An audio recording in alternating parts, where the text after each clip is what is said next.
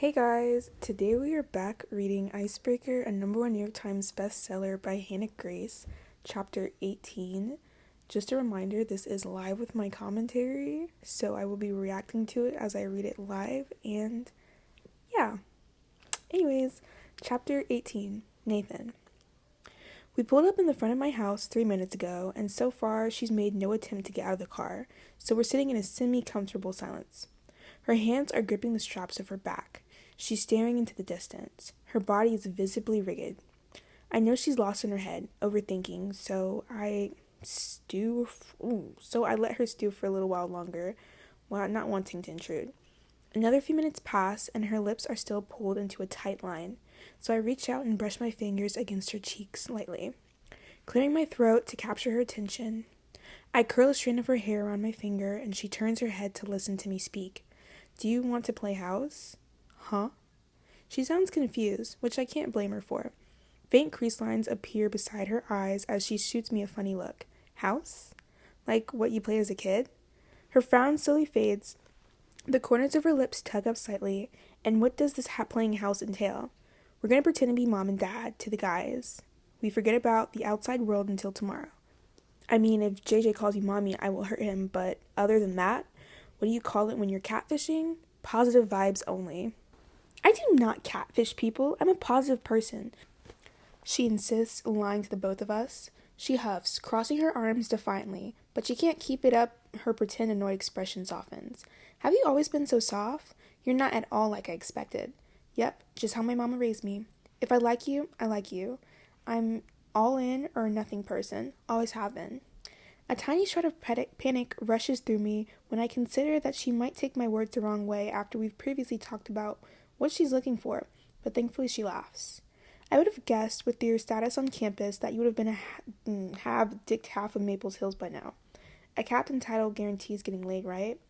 "I have, and yeah, it does." Why are we bragging about having sex with half of campus, Nate? Like, you were supposed to be the good one. The emotional one. This isn't giving emotional, like, at all. I'm not sure it's the answer she's expecting because her eyes widen and she just looks at me. "Oh, well, yeah, I mean, I would look at you like that too, you pruning slut. Are you slut-shaming me, Anastasia Allen, the queen of non-commitments?" Oh, got her there. Shit. Her jaw drops, and she begins sputtering to argue back, but I don't give her a chance, enjoying seeing her speechless. Hooking up with people and liking people is very different. That's what Ho says. If I like someone, I want to be around them and I want to get to know them.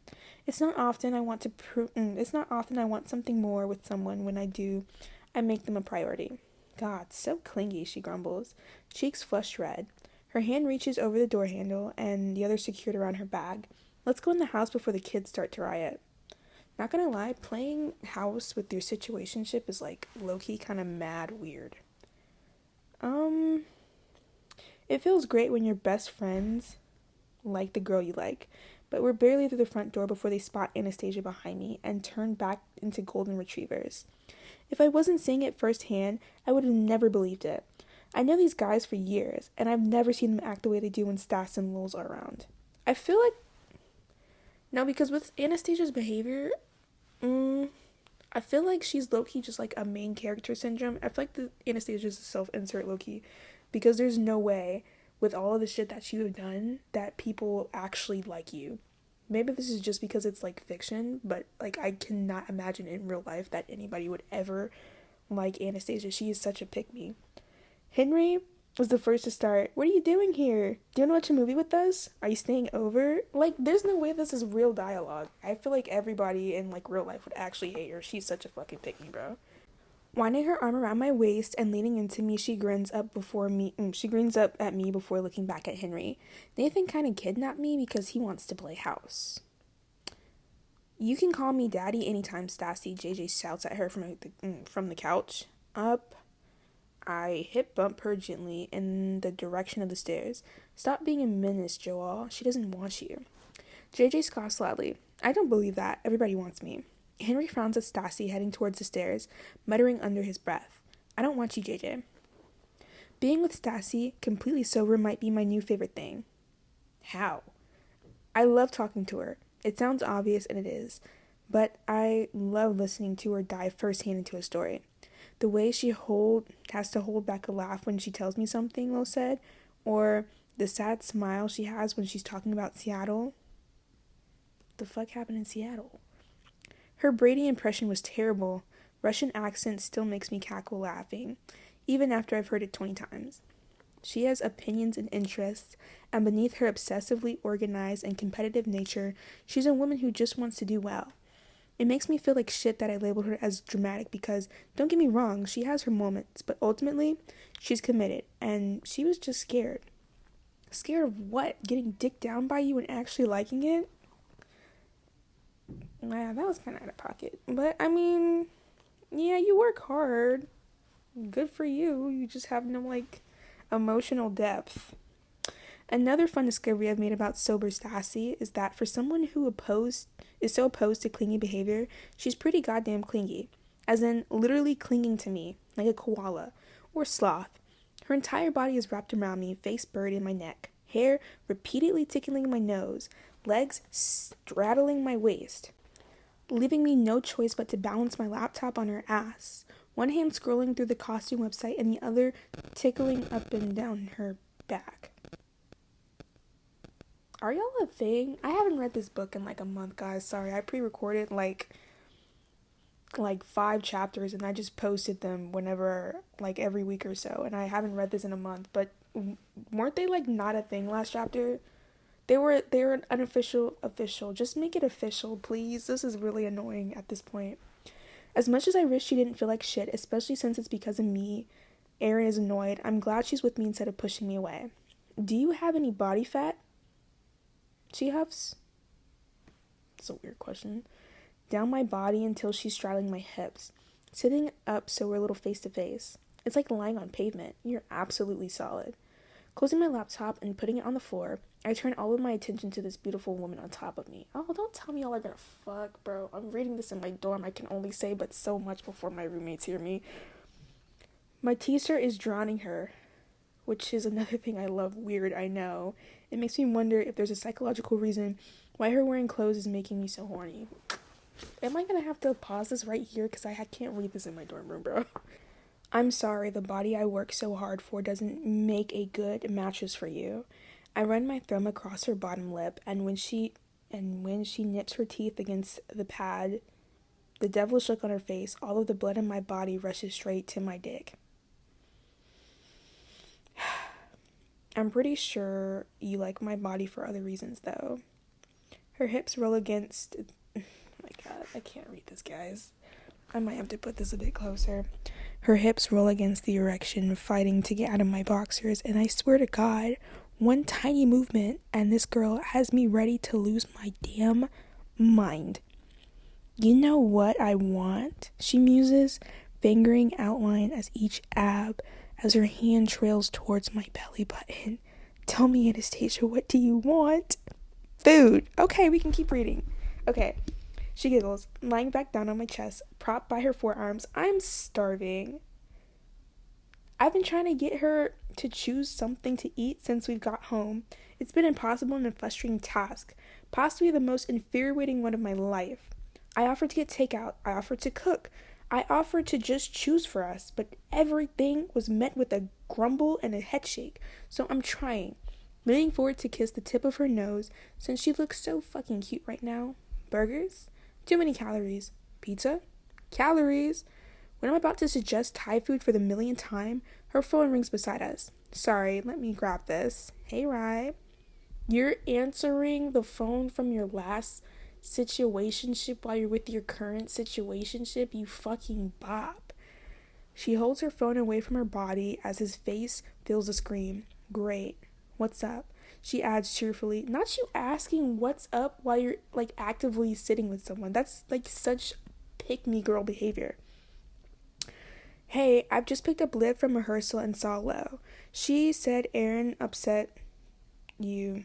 Just wanted to check in. I'm trying not to look at her phone over my shoulder because I'm not sure if the shot based on the angle. We're going to Katie's for wings if you want to join us.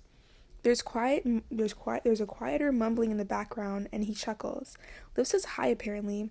I'm too tall, and I'm cutting her out of view. Hey, Olivia. Yeah, he's being his usual self charming. Oh my god, why am I dyslexic? He's just being his usual charming self, but it's fine. He's just stressed because he thinks I'm being irresponsible about stuff. Me? I'm stuff? And he's always in a bad mood right before he compete. But he'll be fine on the day, which is all I need. I'd kill for Kenny, but I can't. Thanks for the offer, though. I suggested wings, and you said no, I mumble quietly. She rolls her eyes at me, lowering her voice. Calories? Did you just say calories? Ryan says harshly. Is he trying to control what you're eating again? Wait, no, who are you with? I'm with Nathan, finally. Some tension is building up because why the fuck are you on the phone with your old situationship while you're talking to your current situationship? Finally, they hear each other talking. I'm with Nathan, she says, holding her phone out to the side so we can see her lying on my bare chest. And nobody's controlling anything, so don't start. I do have sectionals in 2 weeks, Ryan. We can't all live on a diet of saturated fat and carbs. To my absolute surprise, when I look over at her phone and give a polite nod, he's got the biggest grin on his face. Nice to see you took my advice, Alan. I won't intrude on your evening any longer. Bye, guys. Let me know if you want to join us. Stassi disconnects the call, putting the phone down beside us, saying nothing. What advice did you take? Huh? Oh, Ryan said I should stop being so hard on you and give you a chance, saying you were a good guy and I should stop being stubborn. I famously always said how much I like Ryan. I've always said he's a really good guy, a wise guy who should be listened to. I take back all other shit I said. And then he said I should fuck you, for science. And Lo agreed. I like Anastasia's friends. They're good people. Is this you giving me a chance? I'm prepared for whatever answer comes my way. She's still here in my bed. Whatever she says, I understand where her line is, and I'm happy on the side of it I'm on right now. Yeah, I suppose I am. Although, if I don't get some food in me soon, I'm gonna get hangry, and who knows what I'll say or do to you. I'm ordering Kenny's. You want wings? So you're getting wings. She buries her head into my chest and groans, mumbling some bullshit on putting on weight.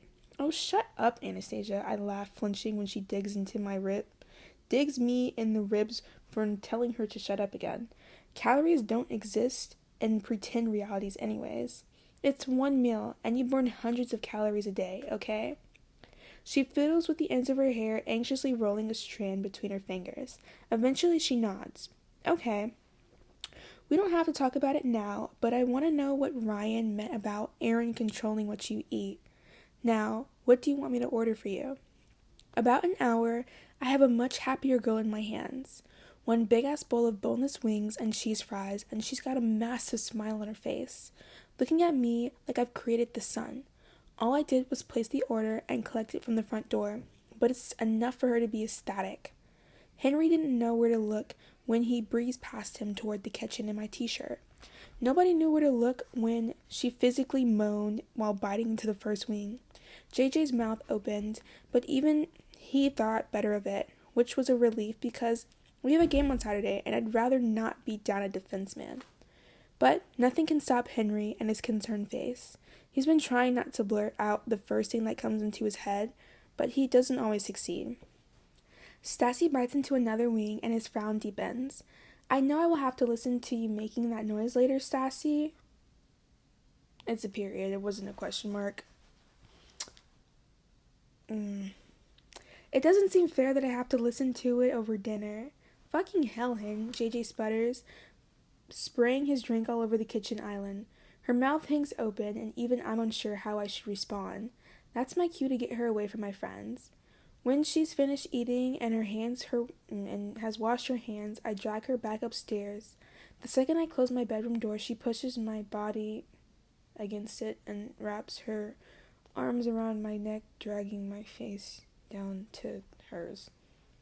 Am I gonna have to get close to the mic again, bro? Stassi's soft body molds itself against mine, and her fingers sink into my hair. What's the rush? I ask, tucking down my sweatpants. Anyways, because I'm not foolish enough to ask too many questions when she's kissing me like that. Henry told me I'm loud when I come. Bro. Now I want to do it before he goes to bed. Jesus Christ. All the reasons I thought she'd given me, that one wasn't even on the list. My hand slipped beneath the flimsy material of my t-shirt. She's still wearing, dipping her legs and dragging my fingers across the outside of her panties. I think I'm gonna whisper into the mic now. She grinds into my hands, looking for pressure, fingers gripping my biceps as her tongue moves against mine. Her little noises and movements are driving me wild, moaning and squirming. Her breathing heavy when I move my mouth down her neck and gripping her thighs to pull her up around my hips, pushing her further against the door. I just read all that and I don't have any idea what I just read. I did not comprehend any of that, but I'm going to continue. I'm fucking desperate to be inside of her. I comprehended that. It's all I've ever thought about since Saturday night. Her hips wriggle against mine and goosebumps spread across my whole body. What if I like it when you're loud? I'm not going to be loud. I'm going to continue whispering. Do something that makes me scream then, Hawkins. I drop her to her feet and grip each side of her panties, pulling them to her ankles. When she gives me a nod, the t-shirt goes next, leaving her naked, thighs rubbing together, rosy cheeks and glossy eyelids. You know, this is gonna get me a strike on fucking YouTube again. I better whisper some more. She's the sexiest woman I've ever seen, and I don't even think she realizes it. Can't possibly be. She's not even a 10. I leave her standing there, throwing myself down on my bed and lying back. What are you doing? Her hand settles on her hips, and she tilts her head to the side, equal parts confusion and unpressed. I'm waiting for you to move your ass over here and sit on my... What the fuck, bro? What the fuck? What the freak? I'm not even reading that. What the shit, bro? I'm done. Anyways, that was the end of chapter... I don't even know. That was the end of chapter 18. Yeah, I'm just gonna end it there. Read what you will. Deuces.